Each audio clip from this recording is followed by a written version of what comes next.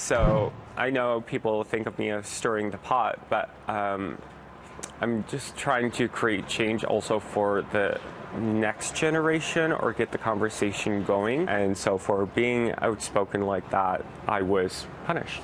Montreal burlesque performer Tristan Ginger says he's losing work over pointing out racism in Montreal's gay village. Tristan says he was dropped from a Just for Laughs variety show because he's been critical about white drag queens at Cabaret Mado dressing up as other races on stage. He says it's time for the drag house to get with the times. This type of thing would not fly, for example, in Toronto, New York, Vancouver, etc.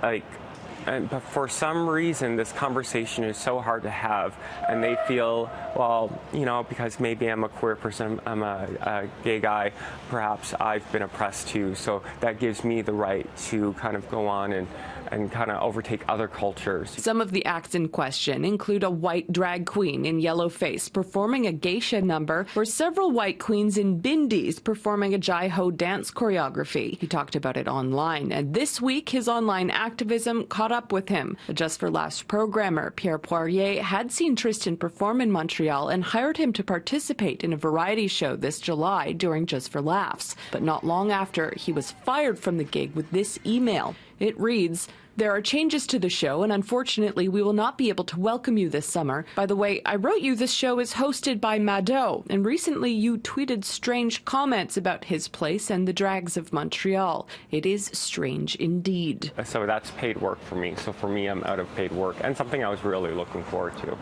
All for being outspoken or trying to raise more awareness or just get people thinking. Tristan says there's still an unaddressed racism problem in Montreal's village, and Mado's could help open it up by embracing diversity. Diversify more, check the numbers that are going on your stage. Could this be offensive to somebody? You know, and there's always good ways to offend. I offend people maybe just by stripping, you know, as a femme, gender, queer person. Hey, this is my body. I'm stripping on stage. So there's, you know, ways you can still shock and, you know, shock people, but you don't have to resort to appropriating other people's cultures to do so or to be creative. We reached out with several calls and emails to both Mado's and Just for Laughs. They did not respond to our requests for interview. In Montreal, Emily Campbell, City News.